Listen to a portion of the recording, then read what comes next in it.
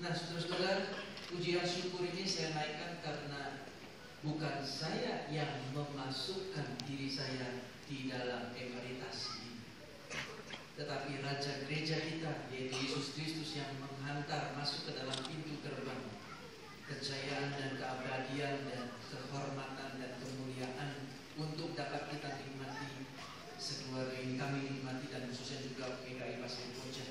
Itu sebabnya saya mau mengucap syukur bukan karena saya berhasil memasuki, tetapi karena Yesus Kristus yang menghantar kami memasuki pintu gerbang. Lalu yang kedua, saudara-saudara, saya juga merasa lega. Lega bukan karena selesailah sudah tugas-tugas saya selaku pendeta di GKI Pasir Koja, karena toh dengan demikian kalau bisa menjadi narasumber di satu persidangan majelis jemaat GKI setempat di Pasir Koja, saya toh masih tetap juga bisa diikut sertakan di dalamnya. Itu sebabnya saya begitu banyak menjelaskan bahwa peristiwa hari ini bukanlah perpisahan, tetapi ini adalah titik awal yang baru dengan suasana yang baru, memasuki pintu gerbang yang baru, di mana saya boleh menetapkan, mengambil keputusan yang selama ini kebanyakan majelis jemaat ya banyak mengintervensi, kalau saya boleh katakan mengintervensi semua tugas-tugas itu. Saya merasa lega karena apa? Karena sekarang kependetaan saya bukan hanya kependetaan lokal. Yang dimaksud lokal di sini adalah bukan hanya melulu di GKI Pasir Koja, bukan dalam tingkat seklasis, bukan dalam tingkat se-GKI seluruh GKI, tetapi sudah menjadi teman-teman dalam pertemuan gereja-gereja interdenominasi mengatakan sekarang sesudah waktunya memasuki masa emeritasi, berarti pendeta Peter sekarang sudah menjadi pendeta milik sekota Bandung.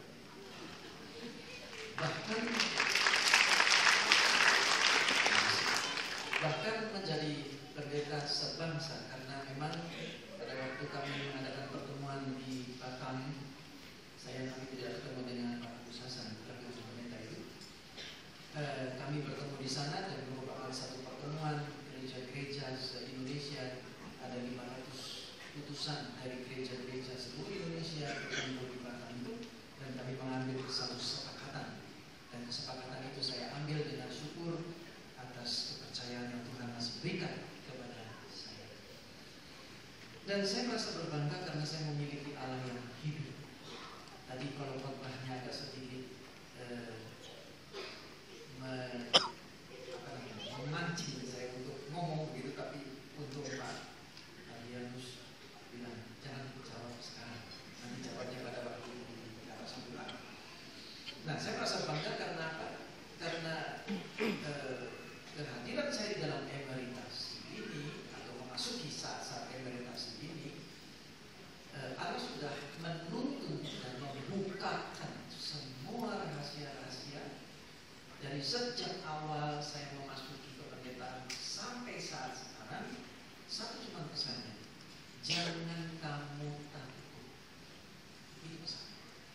Karena apa? Karena pada saat penabisan pendeta di GKI Kebonjati 100, kakak saya meninggal dunia, dan pada saat dirundung satu suasana duka itu, saya harus naik ke atas mimbar dan berbicara, dan ibu sangat mengeluarkan air mata yang luar biasa.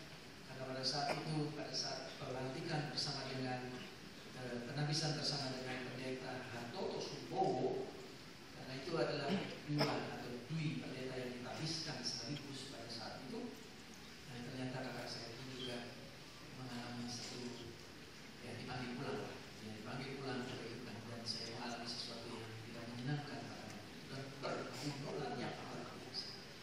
Dari air mata Tuhan mengatakan jangan kamu takut. Sebabnya hari ini saya mengambil tema itu karena apa? Karena saya memulai sesuatu bersama dengan Tuhan, karena Tuhan, oleh Tuhan, dan Tuhan. Itu sebabnya maka saudara, perjalanan iman yang luar biasa bukan karena kekuatan, tetapi karena penyertaan hidup. Begitu banyak teman-teman yang menyertai kami. khususnya untuk rekan pendeta Ita yang sudah memberikan kesempatan saya untuk bersama memasuki kehidupan Anda dalam keluarganya. Saya juga mengucap syukur untuk perkenalan itu, karena dengan demikian saya berkenalan dengan yang namanya si Caca Bianca, putri dari rekan pendeta Ita, dan saya harus belajar untuk mengayomi dan belajar untuk berada di bawahnya supaya saya bisa untuk memasuki kehidupannya. Dan saudara, malahan dia yang menasihati saya, bukan saya yang menasihati dia. Dia pandai menasihati dan nasihatnya itu tabah. Dan kalau dia mengatakan tabah begini, maksudnya begini. Ketika saya guyonan dan dia tidak terima dengan guyonan itu, dan dia mengatakan, "Oh Pak Peter, jangan sekali lagi bicara seperti itu."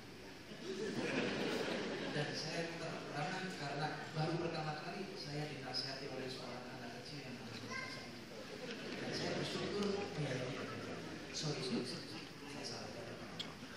Dan juga Poi yang beruntung juga, orangnya ngomongnya sumringah, orang yang luar biasa. Dan kami belajar dari keluarga ini, dan juga rekan Untung yang dari suami kita yang cerdasnya luar biasa. Nasihat atau petunjuk atau satu wawasan yang membuat saya, oh ternyata ini bukan orang biasa, ada sesuatu yang indah di balik semua itu. Dan saya menjadi bangga karena saya dikelilingi oleh pasukan-pasukan seperti ini. Dan anak-anak sekolah minggu sampai juga rekan-rekan teman-teman dari tunarungu, karena di DKI Pasir saya juga punya tunarungu dari Asep, dari Sinode DKI, karena di tengah-tengah pelayanan Sinode DKI ada juga gereja yang concern dengan teman-teman tunarungu ini. Dan saya merasa juga mengucap syukur karena ada keluarga yang menemani saya. Ibu atau istri saya ini doanya kuat banget begitu, sampai kadang-kadang sebelum saya ngomong dia sudah tahu. Jadi kadang-kadang membuatannya itu saya sampai membuat terkejut luar biasa. Dia mengatakan, "Kamu akan begini. Dan saya tidak boleh lagi melawan dia, sebab kalau melawan pasti akan terjadi satu nasihat yang lebih panjang."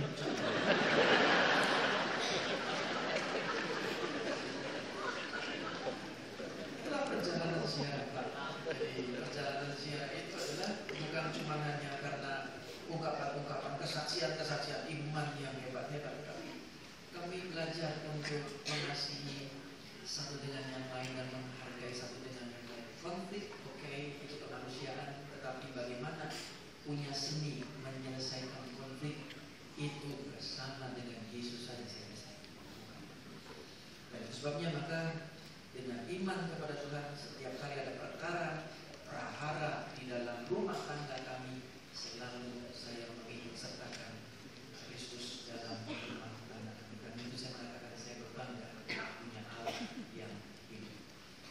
Dan juga saudara, sejak saat ini maka saya sudah mulai siap ini sangat sini, karena teman-teman rekan-rekan gereja-gereja interdenominasi akan ikut serta berkiprah bersama-sama untuk bergandengan bersama-sama membina, membangun kota Bandung ini.